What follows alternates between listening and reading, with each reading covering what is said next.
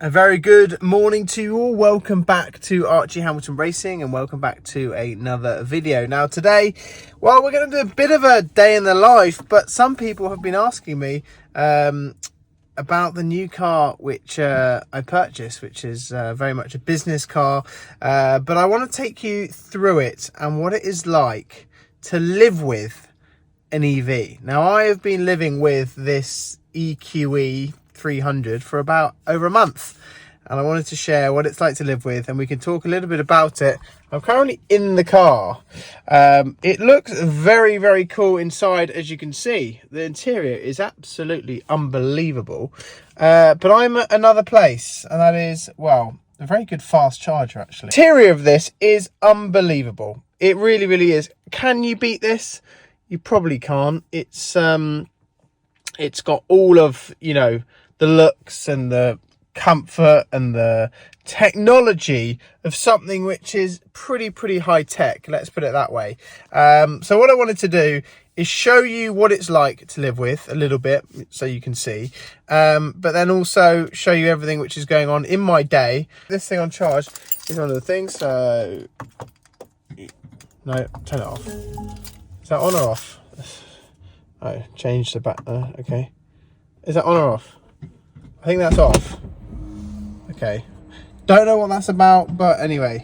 Right, now what these are brilliant, but these will cost you money. These are 150 kilowatt chargers, and they are expensive, but they reserve £60 on your card, and then you can you know, put your charge on your key. So that's kind of cool, but yeah, they are expensive, so that's just the one thing on these which you need to watch out for. But soon I'll have chargers at home, so yeah, I'm in my cycling shorts, because anyway, talk to you more about that in a minute. Right, so we open this and away we go. Just go like this, in we go. It makes a bit of a noise, and then in here it makes a bit of a funny noise. But what I do like about this is that it tells you how long it's going to take to charge. I know that sounds ridiculous, but with a car like this, it's actually quite nice, because then you know how long you're going to be sitting here for. Right, so at the moment it says an hour. Realistically, that should take about, I would say it's going to take about half an hour. Now it's time for the gym. This is going to be fun. Oh yes, let's go. You join me inside the EQE. So what I wanted to do is I wanted to first of all talk to you about one scenario which happened in the dealership, and I'm openly talking about it because Car Vertical is a sponsor of mine. If you haven't used Car Vertical, make sure you do, because it's been 2 or 3 scenarios now where we've checked a car and it has not been the correct mileage that it said it was, and we have to end up sending the car back.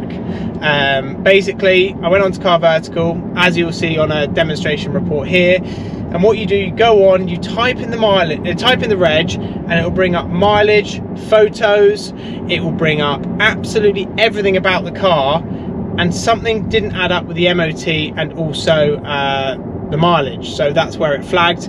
And then we have experts which check mileage on all of our cars, and that's what we check, but it flagged it first before we did the check, and then it was right. It was about 20,000 miles out, which is ridiculous. So the car is not going for sale and everything else, but make sure you use Car Vertical, because that's what originally flagged it. And yeah, it's crazy, it's rife, this is why we do our checks every single time a car comes in. But yeah, it's mind-blowing, and yeah, it brings up all the photos, the history of the car, change variant. Use my code Archie to get your 20% discount. You can probably sort of send them. It's just annoying and it's just unnecessary, and I'm not going to say which car it is because it's just, that's not fair, but I guess the whole situation is not fair, but whatever. Anyway, it's not been sold to anybody and it's going to be returned to the customer, so that's that side and the Car Vertical side. But in the EQE, it's a really nice place to be. Genuinely, you can cruise along, you can set strong mode to basically save more energy, and it's a great daily day-to-day. Like, if I drive this every single day, it feels exactly how all my other dailies have felt, if not better. I feel with an EV, when you get up to like 50 miles an hour, you ignore the whole engine side. For me, it's a business tool. It's something where we use it as a pool car, we go around and everything else.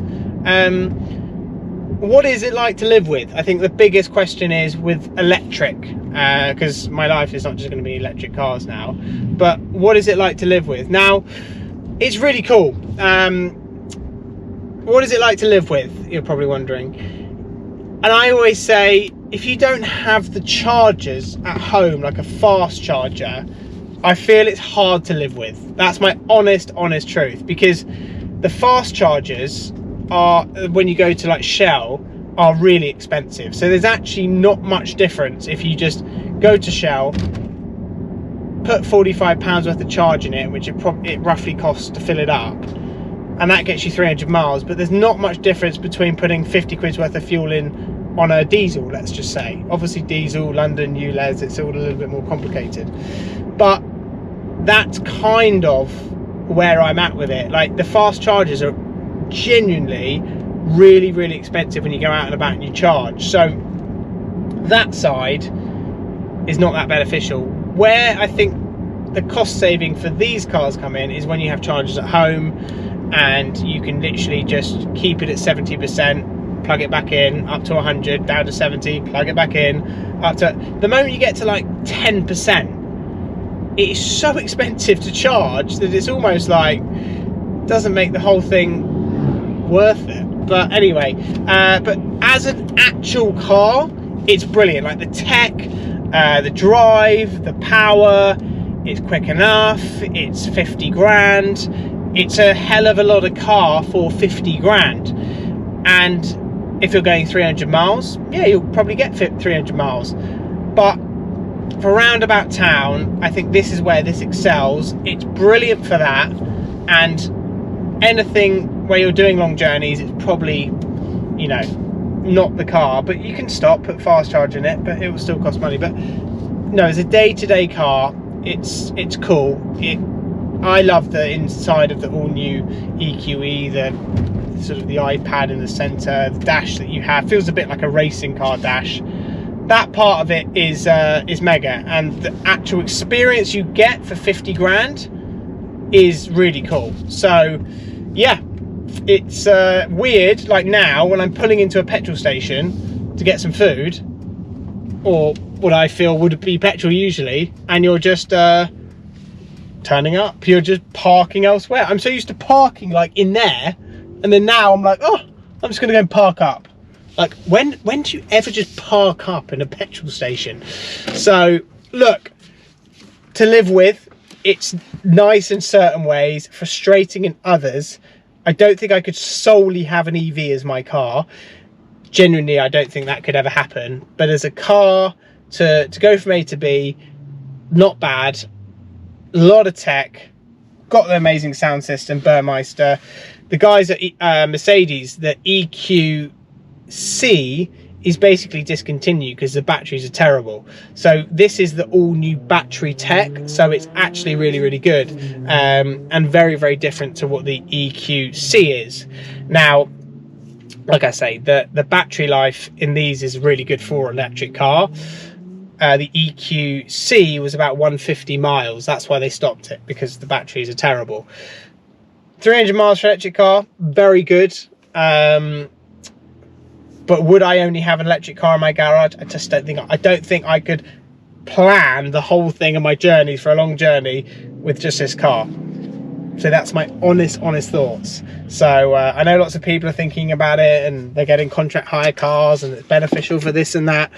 But before you do it, just make sure you are prepared, because range anxiety, when that goes down to 10% and it all starts slowing down, and you don't know where a fast charger is, and you're on the motorway, it is just gonna stop. Right, so this is a very cool moment. We have been double stacking the cars This is mad. We're filling up really quickly with this dealership. It's absolutely mad. Ignore this. The McLaren is on charge and the extension cable.